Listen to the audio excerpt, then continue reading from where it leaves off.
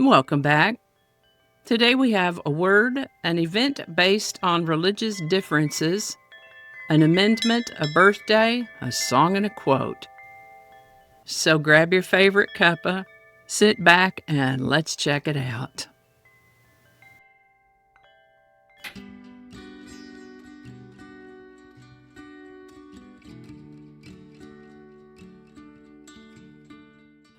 Hi there, and welcome to this day in history for August 18th. August 18th is the 230th day of the year in the Gregorian calendar, 231st in leap years, with 135 days remaining to the end of the year. Today's word is predicament.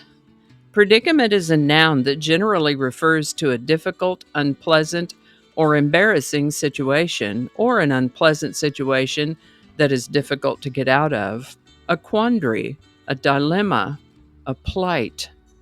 For example, her spending led to quite the financial predicament.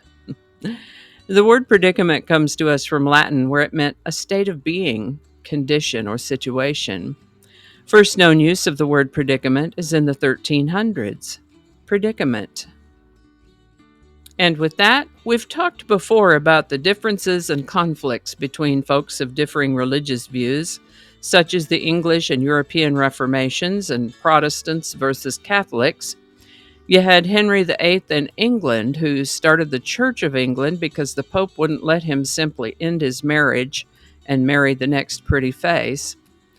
There was then his angry daughter, who became the queen known as Bloody Mary because she executed so many people in her efforts to reverse the Reformation and abolish Protestantism. Apparently, Henry was a popular name in those days, and today we have a Henry who is sometimes known as Henry IV of France or Henry III of Navarre.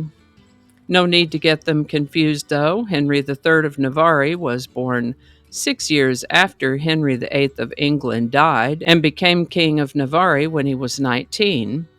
He will certainly have seen how awful the strife and division between Catholics and Protestants was. And so it is that on August 18th, 1572, in Paris, France, Huguenot King Henry III of Navarre, a Protestant, married Margaret of Valois, a Catholic, in hopes that this marriage could lead to reconciliation between Protestants and Catholics. How did this turn out then? Sadly, it was not a happy marriage. They lived separately most of the time, never produced any offspring. The marriage was annulled after 27 years, and he married Marie de' Medici the following year, with whom he had, I believe, 5 children, who went on to become a king, 2 queens, a duke, and a duchess. As to reconciliation between the differing religions, he did work to try to balance things out between Protestants and Catholics. I think on balance he was a decent leader and was a benefit to France. But some Catholics still saw him as a usurper, and some resented him a great deal, and he was ultimately assassinated by a Catholic zealot in 1610. Live and let live, people. French astronomer Pierre Janssen discovered helium on August 18, 1868. He noticed it as a bright yellow line in the spectrum of the chromosphere of the Sun. Initially thought to represent sodium, it was later concluded that this yellow line represented an element in the Sun unknown on Earth, so English astronomer Norman Lockyer named it helium, after Helios, the Sun.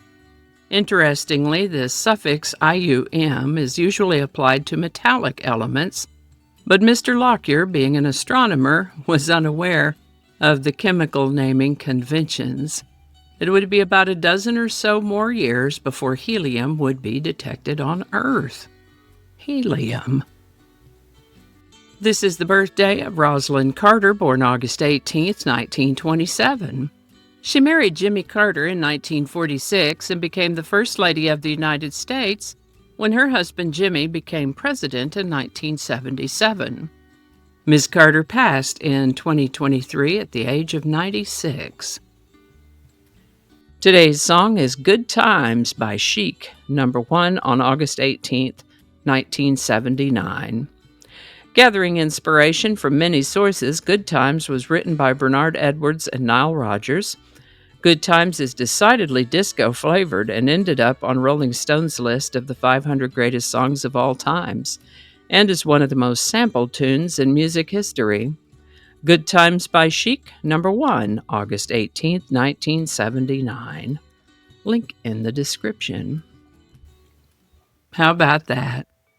Today's quote was suggested to me by my friend Garrett Beener, who was reminded of it while listening to a motivational recording of renowned 7-time national champion head coach turned broadcaster Nick Saban, who said in this talk, "Be where your feet are. Be where your feet are." This is an excellent reminder to be present in the moment, wherever you are, and focus on what you're doing right here, right now. Be where your feet are. Great stuff. Alrighty, y'all take care. Be good to each other. I'll see you next time.